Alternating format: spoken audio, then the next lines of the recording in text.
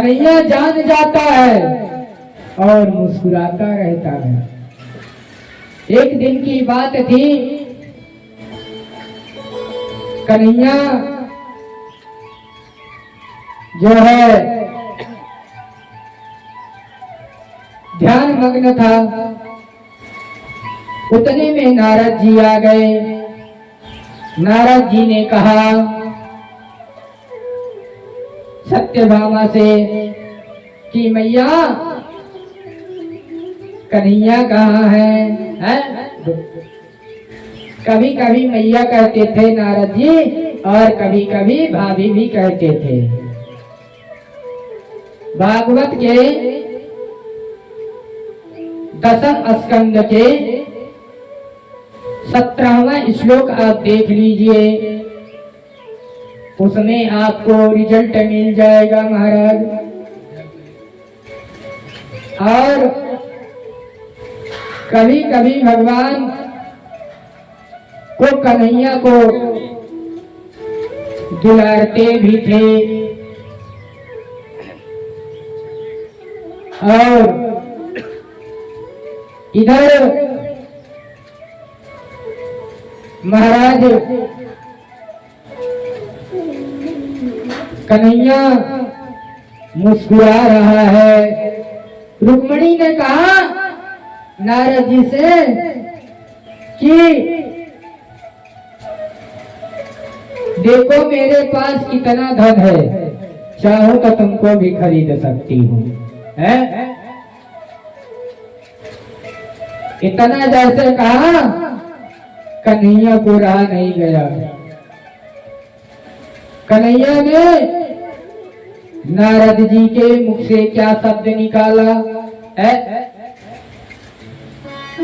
महाराज नारद जी के मुख से शब्द निकला कि जब तुम इतनी अपने धन पर घमंड कर रही हो तो ये बताओ कितना धन है तुम्हारे पास? है घमंड महाराज जीवन में नहीं करना चाहिए। है घन घमंड गर्जत मन माहि, घन घमंड गर्जत मन माहि, घन घमंड गर्जत मन माहि, पिया डर भक्त मन माहि, पिया भक्त मन माहि, घन घमंड गर्जत मन माहि, घन घमंड गर्जत मन माहि, प्रिया डर पट गहनाई,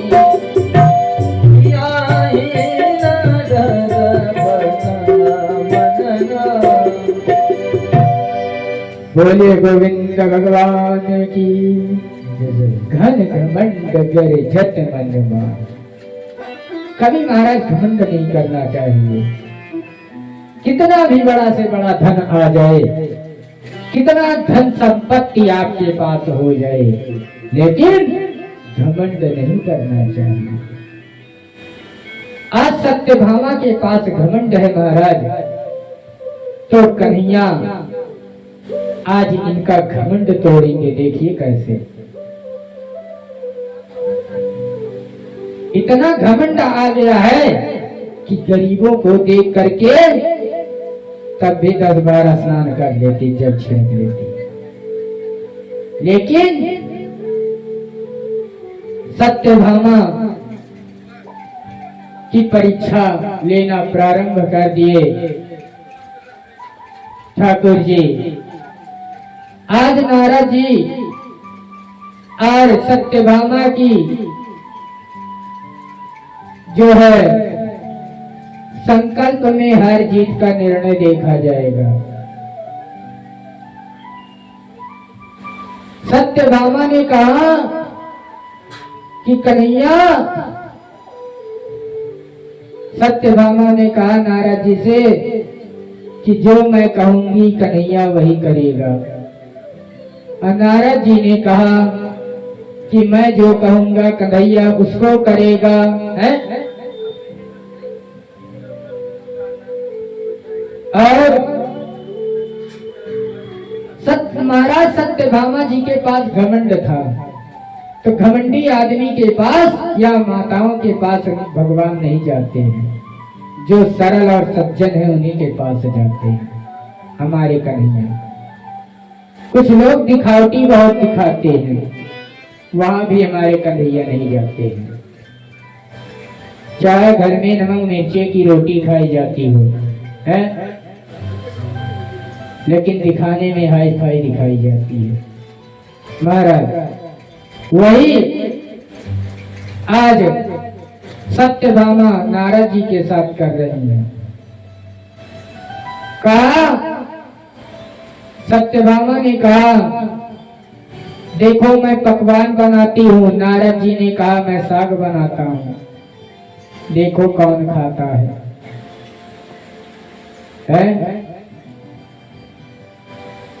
नारद जी के पास भगवान आकर के जैसे विदुर जी के यहाँ साग भगवान ने खाया, उसी प्रकार नारद जी के पास भगवान कवल खाए और सत्यभामा के पास कुछ नहीं खाया। भले से बहुत सुंदर सत्यभामा ने बनाया है, भगवान नहीं खाई।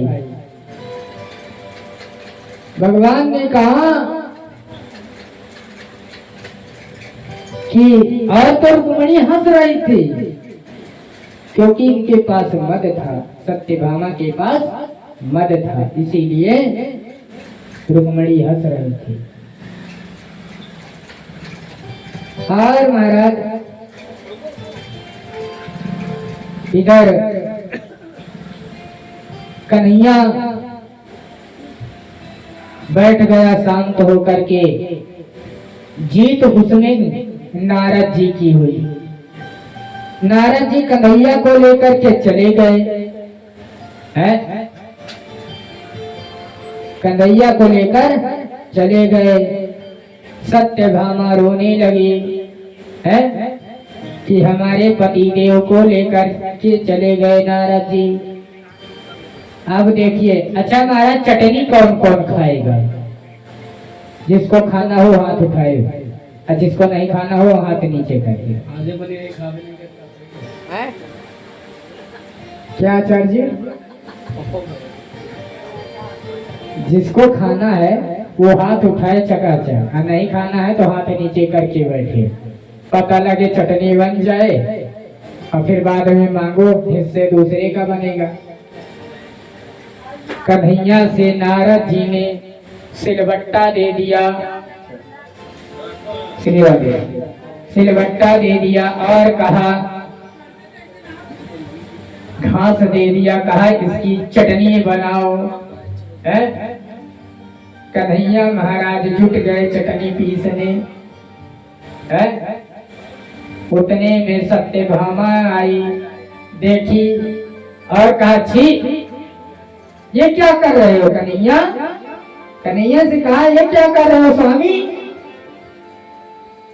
बोले कि देखो मैं चटनी बना रहा हूं। चटना है, चटना हो तो बता दो। कन्हैया सत्यभामा देख करके एकदम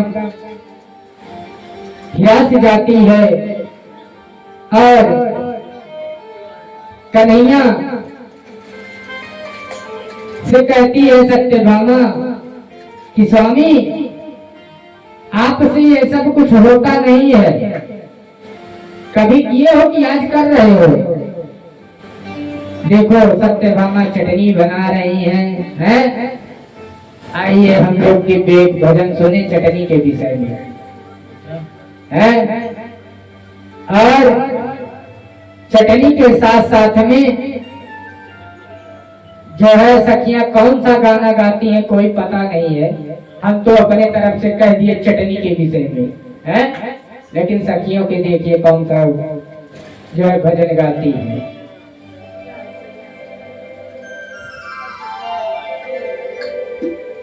हरि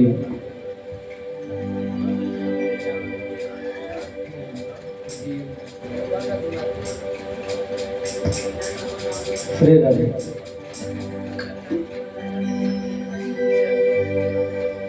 आई बड़े भाव से प्रभु के चरणों में हाजिरी लगाएंगे। हम अपना नाम संकीर्तन सभी करते रहे।